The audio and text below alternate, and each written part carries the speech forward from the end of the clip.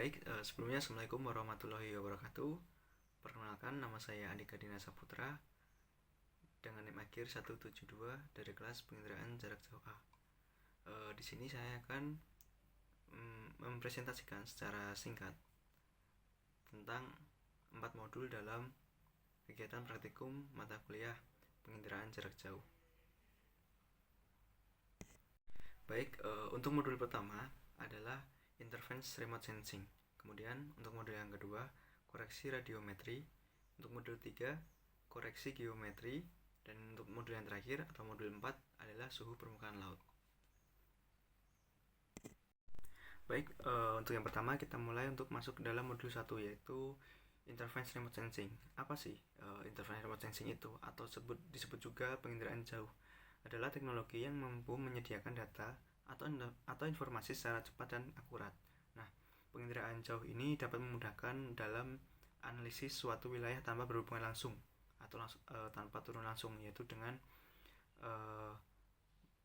melalui pengukuran pantulan atau reflection ataupun pancaran atau emission oleh media gelombang elektromagnetik.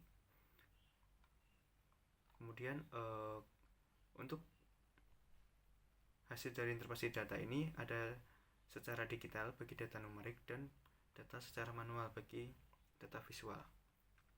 Nah, aplikasi dalam interference remote sensing ini atau penginderaan jauh ini salah satunya adalah QGIS. Dan untuk Landsat-nya itu ada Sentinel. Untuk satelitnya sendiri itu ada Landsat dan Sentinel. Kemudian untuk citranya itu ada yang citra foto dan citra non foto. Nah, dalam bidang kelautan, penginderaan jauh ini dapat dimanfaatkan sebagai beberapa pemanfaatannya, seperti identifikasi potensi wilayah pesisir baik hutan bakau, terumbu karang, padang lamun, dan pasir. Kemudian zonasi kawasan konservasi laut, analisa potensi ekonomi wilayah pesisir, pengamatan perubahan garis pantai, dan analisa pencemaran lingkungan perairan. Nah, dalam modul 1 ini ada 3 metode atau 3 cara yang harus dilakukan, yaitu mendownload citra di website USGS, kemudian penggabungan band dengan software QGIS, dan reading data value. Nah, untuk mendownload citra di website USGS ini menggunakan satelit Landsat 8, karena satelit Landsat 8 ini merupakan kemitraan antara Survei Geologi AS atau USGS dan Badan Penerbangan dan Antariksa Nasional atau NASA, yang melanjutkan perannya untuk pengamatan global belulang dalam memantau, memahami, dan mengelola sumber daya alam bumi. Kemudian citra Landsat 8 ini memberikan nomor sensor merah, hijau, dan biru sebagai kode 432. Nah, jadi jika digabungkan nanti akan menampilkan gambar warna asli. Nah, penggabungan citra sendiri menggunakan software QGIS dengan resolusi spasial dan temporal yang tinggi. Nah, penggabungan citra ini merupakan langkah awal dari pengembangan citra satelit, karena penggabungan citra ini memudahkan pengguna dalam membuat composite RGB dalam berbagai jenis composite band yang akan digunakan untuk mengolah data. Nah, kemudian kegiatan praktikum ini menggunakan beberapa layer band, yaitu ada 11 band dalam layer yang sama. Nah, untuk kemudian untuk reading data value sendiri merupakan hasil data yang mendetail mengenai suatu wilayah, jarak, atau luas area dalam suatu citra. Pada reading data value ini kita dapat membaca data yang tidak terlihat. Nah, kemudian hasilnya itu ada polyline dan polygon, di mana polyline itu icon untuk mengetahui dan menghitung jarak titik yang telah ditandai pada citra. Kemudian untuk polygon sendiri merupakan icon untuk menghitung luas area yang telah ditandai pada citra. Baik, untuk selanjutnya adalah modul 2 yang dimana membahas tentang koreksi radiometrik. Apa sih koreksi radiometrik sendiri? Nah, koreksi radiometrik adalah pengukuran nilai radiasi elektromagnetik pada gelombang tertentu.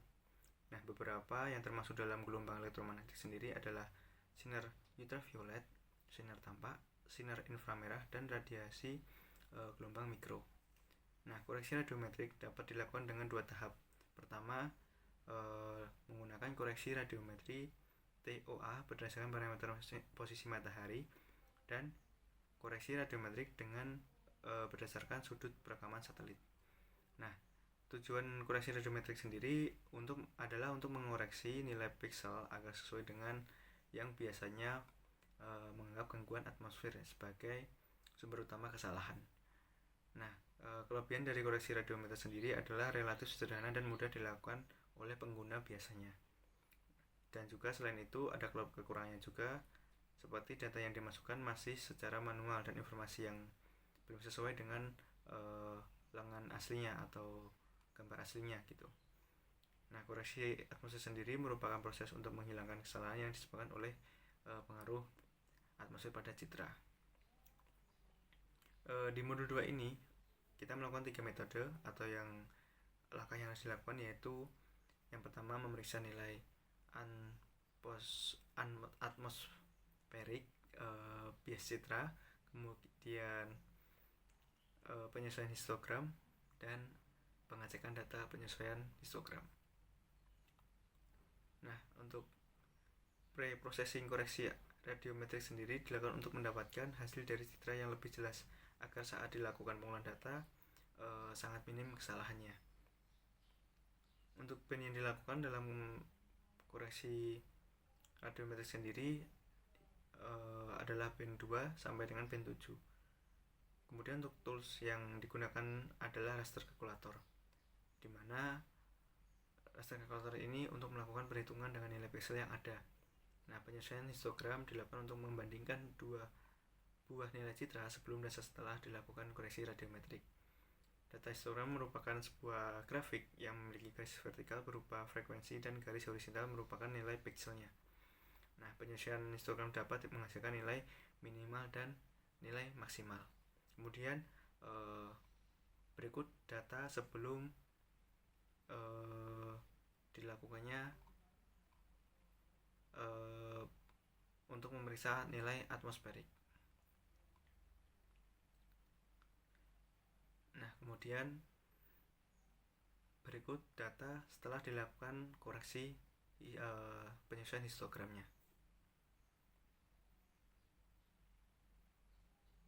Nah, dari kedua data ini nilai sebelum koreksi masih kurang tepat dengan nilai maksimal dan minimal pada MTL. Maka dari itu dilakukan koreksi radiometrik agar citra lebih jelas dan hasilnya sesuai dengan nilai maksimal dan minimal dari MTL sendiri. Baik, untuk selanjutnya adalah modul 3, yaitu koreksi geometrik. Nah, koreksi geometrik sendiri merupakan transportasi citra hasil penginderaan jauh sehingga citra tersebut memiliki sifat-sifat peta dalam bentuk skala dan proyeksi. Nah, tujuan dari koreksi geometrik sendiri untuk memperbaiki distorsi posisi dengan meletakkan elemen citra pada posisi planimetrik atau X dan Y yang seharusnya. Nah, sehingga citra mempunyai penampakan yang lebih sesuai dengan keadaan yang sebenarnya. Tingkat keberhasilan dari koreksi geometrik tergantung pada stigma. Nah, nilai stigma citra harus lebih kecil, yaitu setengah resolusi spasial citra yang berhubungan, sehingga rata-rata pergeseran posisi yang dapat diterima dari hasil koreksi ini nantinya adalah 0,5 kali ukuran piksel. Nah, kelebihan dari nilai dari koreksi geometrik sendiri yaitu dengan diterapkannya standar proses koreksi geometrik dapat mengatasi masalah distorsi pada penginderaan jauh dan menghasilkan ketelitian. Nah, untuk kekurangannya sendiri yaitu pada proses coding digital oleh sensor. Pada koreksi geometrik sendiri terjadi dua kesalahan, yaitu kesalahan sistematik dan kesalahan non-sistematik. Nah, kesalahan sistematik sendiri disebabkan oleh faktor kelengkungan permukaan bumi, sedangkan kesalahan non-sistematik itu disebabkan oleh perbedaan tinggi pada objek di permukaan bumi. Nah, pada koreksi radiometrik ini dilakukan rektifikasi dan ortorektifikasi. Nah, rektifikasi ini merupakan proses koreksi geometrik antara citra yang belum terkoreksi dengan peta. Tujuannya untuk mereduksi distorsi geometrik dari objek permukaan bumi yang tidak selalu datar. Nah, ortorektifikasi merupakan sebuah proses reposisi citra sesuai dengan lokasi sebenarnya, karena saat pengembangan data ada gangguan dari kemiringan satelit dan topografi. Nah, untuk ortorektifikasi bertujuan untuk mengoreksi distorsi geometrik yang disebabkan oleh karakteristik sensor, kemudian arah deteksi dan pergeseran relief sehingga arah deteksi menjadi proyeksi perspeksi.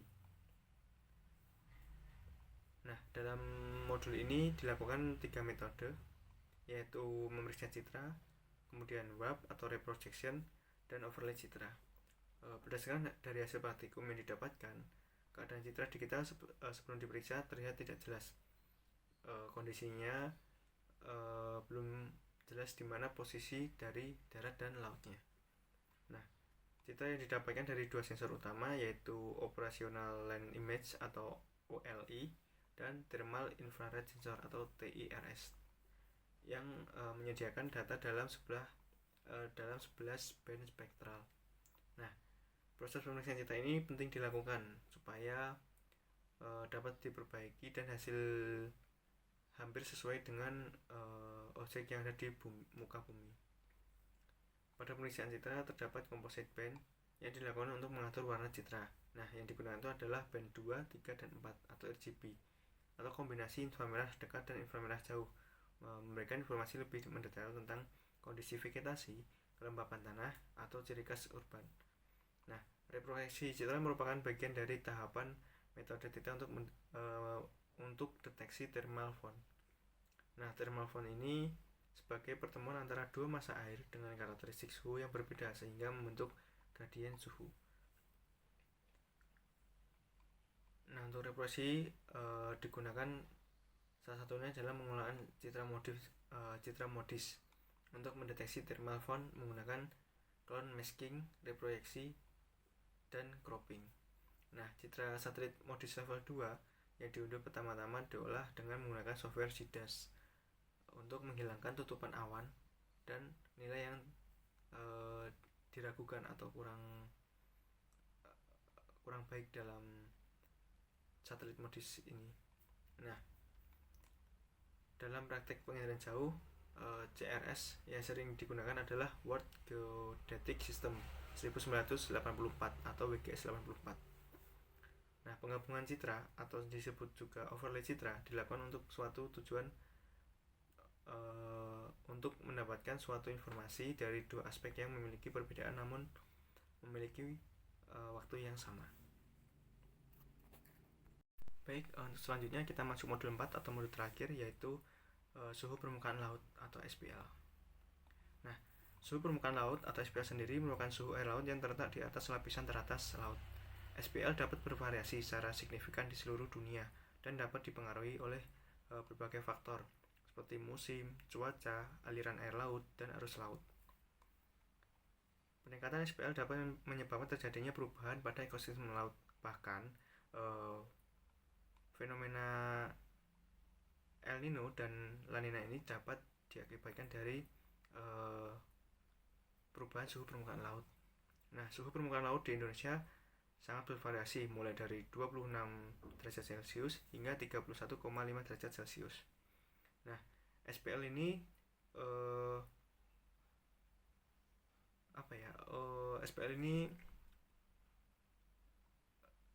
dapat mempengaruhi yaitu proses klorofil A. Nah, SPL dan klorofil A ini merupakan parameter oceanografi yang berpengaruh secara biologis dan fisika.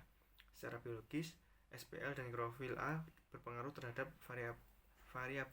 variabilitas hasil tangkapan pada sumber daya hayati laut karena suhu sangat berpengaruh terhadap metabolisme biota. Secara fisika, SPL dapat menyebabkan upwelling yang membawa nutrien ke bagian permukaan dan menjadikan tempat feeding ground bagi ikan. Sementara klorofil A menjadi indikator produktivitas primer bagi ikan. Nah, citra satelit Aqua Modis adalah citra satelit yang digunakan untuk memonitoring kondisi lingkungan global, terutama di perairan laut dan daratan. Secara umum, musim di Indonesia itu diberikan menjadi dua ya. Jadi ada musim hujan dan musim kemarau. Nah, untuk musim hujan sendiri terjadi pada bulan Maret sampai Oktober. Sedangkan untuk musim kemarau pada bulan April sampai September. Nah, musim hujan di Indonesia terjadi saat muson barat, sedangkan musim kemarau terjadi saat muson timur. Pergerakan angin dapat mempengaruhi karakteristik massa air laut. Angin yang kuat di permukaan air dapat mempengaruhi terjadinya pencampuran massa air pada lapisan atas dan menjadikan sebaran suhu homogen. Nah, metode yang digunakan dalam modul 4 adalah download citra SPL di website NAS Ocean Color, kemudian menampilkan di citra SPL level 2 dan analisa spasial SPL. Metode koreksi nilai awan menggunakan aplikasi atau software GIDAS. Nah, data ini didapatkan dari hasil pengambilan sensor oleh NASA, dan satelit yang digunakan adalah ACOMODIS atau Moderate Resolution Imaging Spectroradiometer. Nah, satelit ini sangat berguna dalam membantu perubahan iklim global, kondisi perairan, dan fenomena lingkungan lainnya. Analisa suhu permukaan laut di Laut Banda Aceh pada musim timur diambil pada tanggal 9 Juli 2023. Pada tanggal ini dianalisis data SST dari citra yang diambil oleh satelit ACOMODIS. Pada tanggal ini suhu permukaan laut di Laut Banda memiliki range suhu 27,01 hingga 28,63 derajat Celcius. Hasil tersebut dapat dikatakan musim timur mengalami suhu permukaan laut yang rendah. Nah, perubahan suhu permukaan ini dapat berpengaruh terhadap proses fisik, kimia, dan biologi di perairan tersebut. Range suhu yang telah didapatkan tergolong rendah dan berhubungan dengan angin muson. Angin musim timur yang mengembus dengan kecepatan maksimal mengakibatkan suhu permukaan pada bulan ini terjadi rendah. Nah, selain karena pengaruh angin musim, suhu permukaan yang rendah pada bulan Juli juga diduga kuat karena pengaruh proses upwelling. Baik, sekian video dari saya. Bila ada salah kata dan salah penghafalan dalam video ini, saya mohon maaf. Sekian dari saya. Semangat semuanya dan terima kasih atas kegiatan praktikum yang telah dilaksanakan ini. Assalamualaikum warahmatullahi wabarakatuh.